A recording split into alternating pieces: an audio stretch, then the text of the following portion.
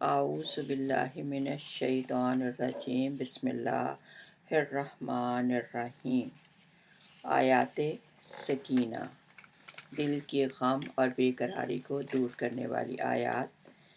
فرمان باری تعالیٰ ہے، قال ربکم ادعونی استجب لکم، کہ مشکلات میں اور حاجات میں مجھے ہی پکارو، میں تمہاری دعائیں ضرور قبول کروں گا۔ رحمت الہی آپ کے جذبہ محبت قرآن کو دیکھتے ہوئے قرآنی آیات کے رحمت کے دروازے آپ پر کھول دیتا ہے۔ آیات سکینہ یہ وہ آیات ہیں جو غم اور بے قراری کو دور کرتی ہیں، لیکن شرط یہ ہے کہ پڑھنے والے کا دماغ اس کتاب مقدس کی عظمت اور اس کے نازل فرمانے والے عظمت سے لبریز ہو، اسے یہ احساس ہو کہ جو الفاظ میں اپنی زبان سے ادا کر رہا ہوں یہ احکم الحاکمین کا کلام ہے۔ رحمت الہی آپ کے جذبہ محبت کو دیکھتے ہوئے رحمت کے دروازے آپ پر کھول دیتا ہے۔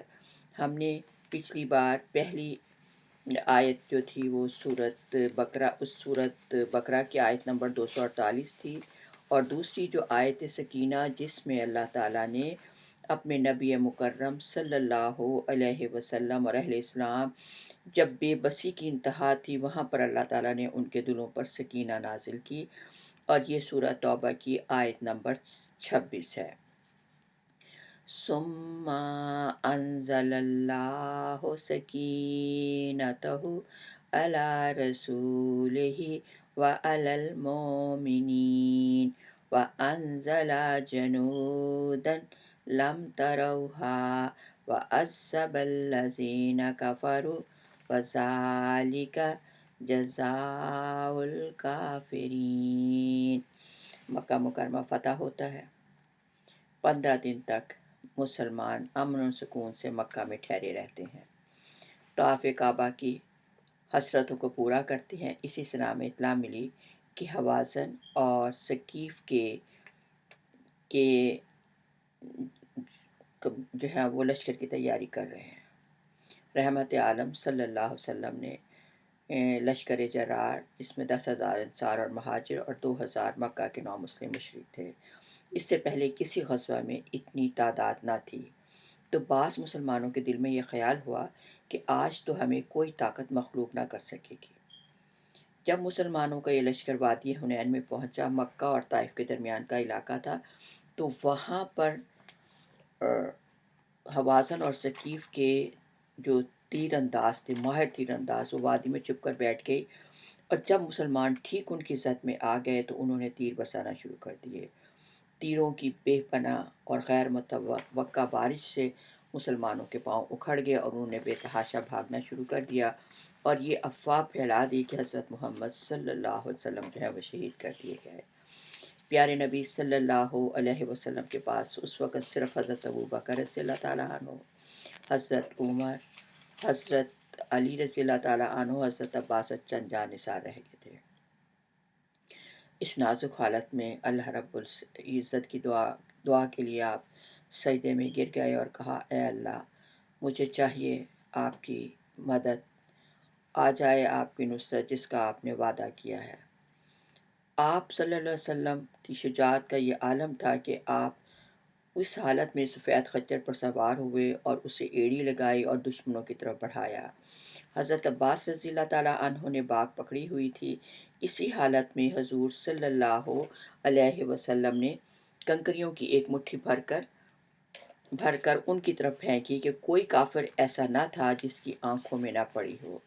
آپ صلی اللہ علیہ وسلم نے کہا کہ اے ابو بکر، تمہیں خوشخبری ہو، جبرائیل علیہ السلام سر دستار باندھے زمین اور آسمان کے درمیان اپنے گھوڑے کی باگیں پکڑے کھڑے ہیں۔ حضور صلی اللہ علیہ وسلم کے حکم سے حضرت عباس نے بلند آواز میں کہا، اے انصار اور مہاجرین، محمد صلی اللہ علیہ وسلم زندہ ہے۔ آواز سنتے ہی سب پروانہ وار جو تھے وہ آپ کے گرد جمع ہو گئے۔ اس طرح اللہ تعالیٰ کی مدد سے اہل اسلام کو شاندار کامیابی حاصل ہوئی۔ حنین کی لڑائی والے دن قرآن ارشاد اللہ تعالیٰ کا ارشاد ہے کہ حنین کی لڑائی والے دن تمہیں اپنی کثرت پر ناز ہو گیا تھا، لیکن اس نے تمہیں کوئی فائدہ نہ دیا، بلکہ زمین اپنی کشادگی کے باوجود تم پر تنگ ہو گئی اور پھر تم پیٹ پھیر کر مڑ گئے۔ اے میرے محبوب، جب تم کنکریاں کفار پر کنکریاں پھینک رہے تھے تو پھینکنے والا ہاتھ تو گو تمہارا ہی تھا، لیکن قوت اور قدرت ہماری تھی جو اس میں کار فرما تھی۔ پھر اللہ تعالیٰ نے ثم انزل اللہ سکینتہ علی رسولہ وعلی المؤمنین، پھر اللہ تعالیٰ نے نازل فرمائی اپنی خاص تسکین اور اپنے رسول پر اور مومنین پر، اور اتارے وہ لشکر جنہیں تم نہ دیکھ سکتے تھے۔ عذاب دیا کافروں کو، یہی سزا ہے کافروں کی۔ اپنے رب کو پکار کر تو دیکھو کہ وہ اللہ تو دل کے ساتھ اسے پکارو تو وہ تمہاری پکار کا جواب دیتا ہے۔ اپنے رب سے خیر مانگ کر تو دیکھو، طریقہ اس نے سکھا دیا کہ ربی انی لما انزلت الی من خیر فقیر، اللہم انی اعوذ بک شر نفسی و من شر کل دابۃ، کہ اے اللہ مجھے میرے نفس کے شر سے اور ہمیں دنیا میں ہر شر سے میرے پروردگار ہمیں نجات دے۔ انت رب العرش العظیم علیہ توکلت، انت ربی لا الہ الا انت علیہ توکلت وانت رب العرش العظیم، اعلم ان اللہ علی کل شیء قدیر، مجھے یقین ہے کہ بے شک اللہ ہر چیز پر قادر ہے۔